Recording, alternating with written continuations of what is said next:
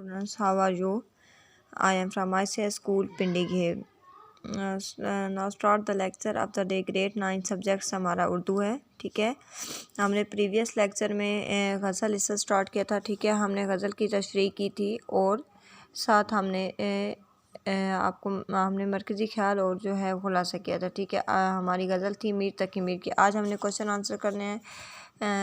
First question जो है वो इतना इम्पोर्टेंट नहीं है और सेकंड, ठीक है। अब थर्ड है कि शायर ने होंठों को किस तशबीह दी है। तो शायर ने होंठों को गुलाब के पंखड़ी से जो है वो तशबीह दी है। क्वेश्चन नंबर 4 है हमारे पास, मीर ने नीमबाज आँखों की मस्ती को क्या करार दिया है। तो मीर ने नीमबाज आँखों की मस्ती को शराब की मस्ती करार दिया, ठीक है। तो इसका आपने आंसर लिखना है, शराब की मस्ती करार दिया है। नेक्स्ट क्वेश्चन है हमारे पास, शायर इज़्तिराब की हालत में क्या करता है।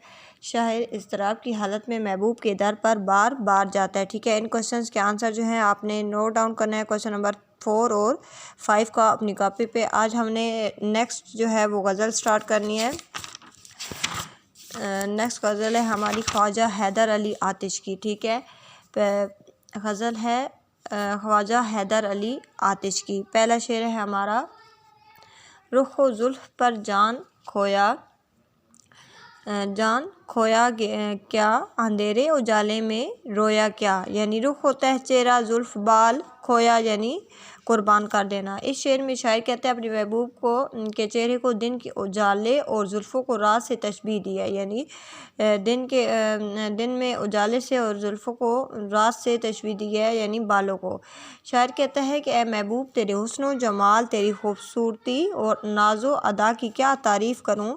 यानी अपने महबूब की जो है वो तारीफ़ बयान कर रहे हैं कि क्या तारीफ़ बयान करूं, जिससे तुझे देखा है दिन का सुकून और रात का चैन जो है जाता रहा है। तेरे गैस हुए दराज और हसीन चेहरे को जब से देखा है, यानी तो मैं जब से मैं देखा है, मेरे दिल है कि इस वक्त से बेकरार है और दिल करता है कि मैं आपको हर वक्त जो है वो देखता रहूं। हमने तुझे पाने के लिए अपनी जान अज़ाब में डाल रखी है, हम दिन रात तेरी जुदाई में रोते रहते हैं। यानी मेरा दिल चाहता है कि मैं हर वक्त जो है वो आपको देखता रहूं और उसमें ही आप में ही खोया रहूं। आगे है हमारा शेर, हमेशा लिखे वस्फ़े दांदाने यार, कलम अपना मोती परोया क्या। इस शेर में वस्फ होती है खूबी, ठीक है। दंदान होता है दंदाने, ठीक है। कोई भी चीज़ होती है हमारे पास उसके आगे से दंदाने बने होते हैं। कलम अपना मोती परोया, यानी एक लड़ी बनाना, मोतियों को इकट्ठा करना।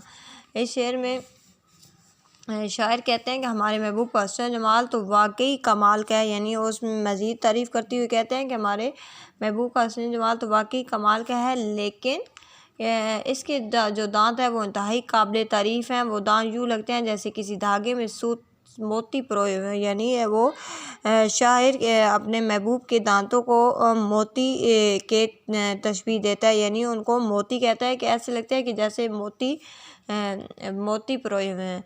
महबूब के चमकीले और ख़ूबसूरत दांतों की खूबियाँ क्या बयान की, गोया कलम से मोती परोए, यानी महबूब की बहुत ज़्यादा जो है वो शायर ने तारीफ़ की।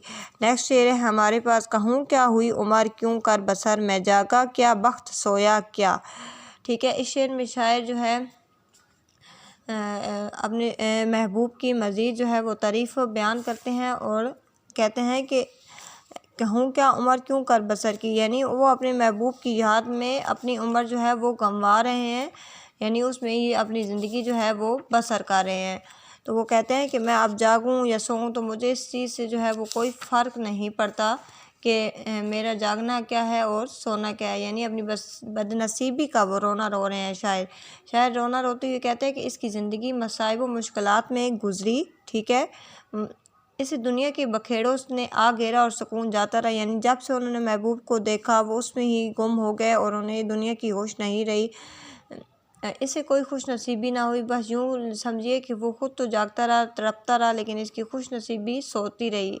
इसे महबूब मिला ना पैसा ना खुशियाँ मिली, यानी इसे कुछ भी ना मिला, ना महबूब ना पैसा ना खुशी, कुछ भी नहीं मिला। और इसका जो वक्त था वो सो गया था और वो जाग रहा था सिर्फ तड़पने के लिए।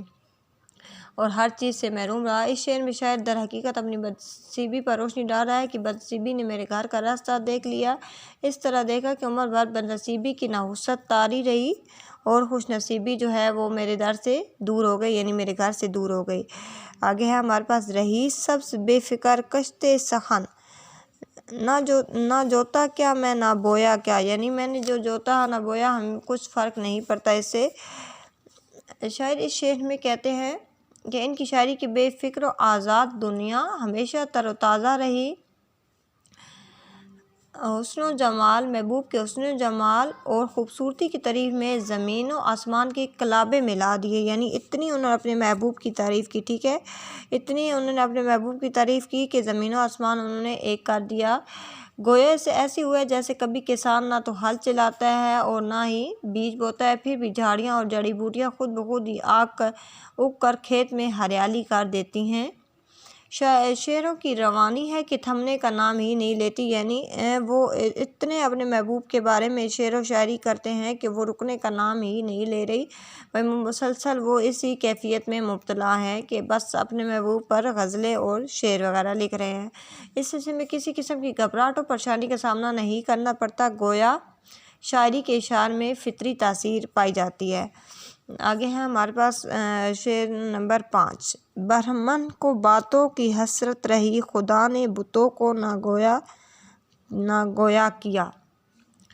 برہمن ہوتا ہے یعنی ہندو عالم ہوتا ہے، برہمن یعنی ہندو عالم کی ہمیشہ خواہش رہی کہ وہ بت جن کے سامنے وہ جھکتے اور عبادت کرتے ہیں وہ بھی باتیں کرے، لیکن یعنی وہ ہمیشہ یہی حسرت رکھتے تھے کہ بت ہمارے سامنے بولیں جن کی ہم عبادت کرتے ہیں، لیکن ان کی یہ حسرت ہی رہی، خواہش ہی رہی، لیکن انہوں نے کبھی باتیں نہ کی کیونکہ اللہ تعالیٰ جو ہے قوت گوئی انہیں نہیں دیتا، لیکن اس لیے برہمن کی خواہش پوری نہیں ہو سکتی۔ اسی طرح شاعر کی بھی خواہش رہی کہ اس کا محبوب اس سے ہم کلام ہو، لیکن اس کی یہ خواہش بھی پوری نہیں ہوئی، محبوب نے اس سے کلام نہیں کیا اور اس کی دل آرزو نے بھی حسرت ناتمام کا ہی روپ دھار لیا۔ اس شعر میں بتوں کو بطور استعارہ استعمال کیا ہے شاعر نے، ٹھیک ہے، یعنی وہ بھی جس طرح برہمن کی یہ خواہش ہوتی ہے کہ بت ان سے باتیں کرے لیکن خدا نے بتوں کو زبان نہیں دی، اسی طرح شاعر کا بھی یہ دل ہے کہ وہ ان کا محبوب جو ہے وہ ان سے باتیں کرے۔ مزہ غم کے کھانے کا جس کو پڑا وہ اشکوں کو پڑا، جس کو پڑا وہ اشکوں سے ہاتھ اپنا دھویا کیا۔ اس شعر میں شاعر کہتے ہیں کہ جس کو دکھ سہنے جس کی زندگی جو ہے وہ گزر جاتی ہے دکھ سہنے میں، اس کی قسمت میں یہ بات نہیں کہ اسے محبوب ملے، یعنی اسے اس بات کا کوئی فرق نہیں پڑتا کہ اس کا محبوب اسے ملے گا یا نہیں ملے گا، کیونکہ اس کی زندگی جو ہے وہ مسلسل جو ہے وہ غموں کا شکار ہے۔ محبوب کی بے رخی سے پریشان شاعر کہتا ہے کہ جو الم سہنے یا صدمہ اٹھانے کی عادت پڑ جاتی ہے، آنسو اس کا مقدر بن جاتے ہیں، گویا وہ محبوب کی جدائی میں اتنا روتا رہتا ہے کہ اس کی آنکھوں سے آنسوؤں کا نہ ختم ہونے والا سلسلہ جو ہے وہ جاری ہو جاتا ہے اور وہ آنسو اس کے کبھی بھی نہیں تھمتے۔ آنسو ایک نہیں بلکہ اتنے زیادہ ہوتے ہیں کہ ان سے ہاتھ دھوئے جا سکتے ہیں۔ شاعر کا بھی یہی حال رہا ہے، وہ بھی دکھوں میں زندگی گزار رہا ہے صرف اپنے محبوب کو پانے کی حسرت میں۔ آخری شعر ہے ہمارا، زنخدہ سے آتش محبت رہی، کنویں میں مجھے دل ڈبویا کیا۔ زنخدہ کا مطلب ہوتا ہے تھوڑی، ٹھیک ہے، تھوڑی چیز۔ تو اس شعر میں شاعر کہتے ہیں کہ مجھے آتش ہوتی ہے آگ، ٹھیک ہے، آتش آگ۔ اس شعر میں شاعر کہتے ہیں کہ اے آتش تو نے اپنے محبوب کو بہت چاہا، اس کا حسن و جمال واقعی قابل تعریف ہے، لیکن تجھے محبوب کے ہنسنے سے اس کی تھوڑی میں بننے والے کنویں سے ہمیشہ پیارا، یعنی ان کے جب وہ ہنستے تھے ان کے محبوب تو ان کا جو ہے وہ ایک ڈمپل پڑتا تھا تھوڑی پہ، اس کی تھوڑی پہ بننے والے کنویں سے ہمیشہ پیارا، گویا تجھے تیرے دل نے اس کنویں میں ڈبو دیا اور تو اسی کنویں میں غوطے کھاتا رہا، یعنی تیرا دل تھوڑی کے گیڑے میں اٹکا رہا اور تو محبوب کو بہت چاہتا رہا، یعنی تیری محبت میں دن بدن جو ہے وہ تیزی آتی ہے۔ اس شعر میں محبوب کی تھوڑی کے گھڑے کو کنویں سے تشبیہ دی گئی ہے۔ اب آپ نے کیا کرنا ہے کہ ان اشعار کی تشریح جو ہے وہ اپنی کاپی پہ ٹھیک ہے، اپنی کاپی پہ نوٹ ڈاؤن کرنی ہے۔ اور سیکنڈ کام آپ نے کیا کرنا ہے کہ اس غزل کا مرکزی خیال، ٹھیک ہے، آپ لوگوں نے کاپی پہ نوٹ ڈاؤن کرنا ہے اور اس کا خلاصہ آپ لوگوں نے یاد کرنا ہے، ٹھیک ہے۔ وہ کاپی پہ نوٹ ڈاؤن کرنے کی ضرورت نہیں ہے، جسٹ آپ اس کو یاد کر لیں اور اشعار کی تشریح جو ہے وہ اپنی کاپی پہ نوٹ ڈاؤن کریں گے، ٹھیک ہے۔ آگے ہمارے پاس کوشچن آنسر ہے، شاعر نے ہمیشہ کس کے وصف لکھے ہیں؟ تو شاعر نے ہمیشہ اپنے محبوب کے وصف لکھے ہیں۔ شاعر کی عمر کیسے بسر ہوئی؟ ٹھیک ہے، تو شاعر کی عمر جو ہے وہ دکھوں میں بسر ہوئی، یعنی انہیں کوئی خوشی نصیب نہ ہوئی، نہ انہیں محبوب ملا، نہ کوئی خوشی ملی، نہ پیسہ۔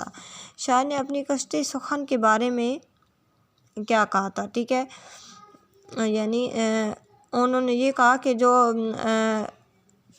کسان جو ہوتا ہے وہ نہ بیج بوتا ہے بلکہ وہ خود بخود جو ہے پنکھڑیاں جو ہے وہ پھل پھول جو ہوتے ہیں اگاتے ہیں، یعنی وہ اپنے محبوب کے جو کے بارے میں ہمیشہ شعر و شاعری اتنی کرتے ہیں کہ ان کی جو تعداد ہے وہ کبھی کم نہیں ہوتی۔ برہمن کو کس بات کی حسرت رہی؟